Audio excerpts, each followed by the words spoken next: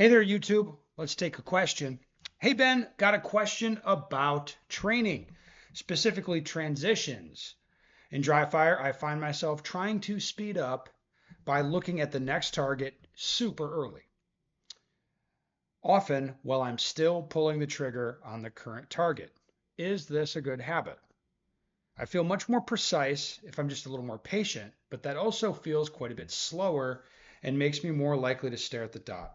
Is there an ideal time to move your eyes to the next target, or is it better to wait until after the second trigger pull on the double? Looking forward to your thoughts on this. Thanks.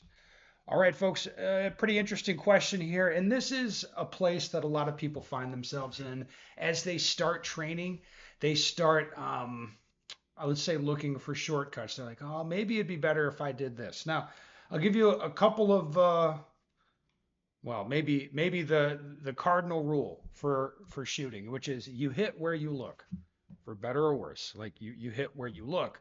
So if I want bullets to be going at a place, I should keep looking at that place, despite the temptation to get the process started a little bit early. All right. So what he's talking about is like I'm looking here, shooting, shooting, shooting here. Then I've got a target over here. So his eyes, he's going boom, boom, and his eyes move off the target before that second round or the final round on the target, depending on how many he's shooting.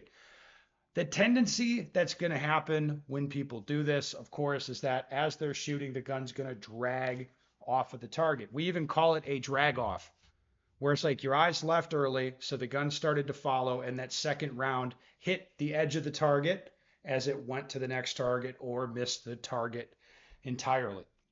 Right? And we want to avoid those drag off transitions. And again, by keeping our eye fixed to that spot so the bullets can go there. Now, you should also bear in mind that your eyes are going to move to a spot faster than the gun's going to move there. So if I'm got a target over here and a target over here, look at my eyes. It's very easy to get my eyes out in front of the gun.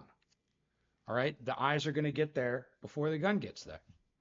So, despite the temptation to want to like go early, and maybe you train to kind of mitigate the problems that that's going to cause, I would say, hey, you're not saving anything anyway, right? Because your eyes are going to get there ahead of the gun, kind of no matter what you do. One other thing to point out here or to answer when he says, is there an ideal time to move your eyes to the next target? Yes. There's a pretty easy self-check that you can do on this with live ammunition.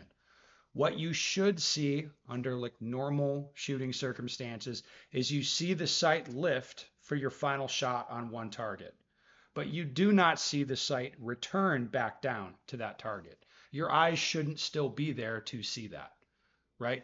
So you see the sight lift over here, and then you should see the sight drop down or appear over on the second target. So see the sight lift, don't see the sight return because your eye should already be gone.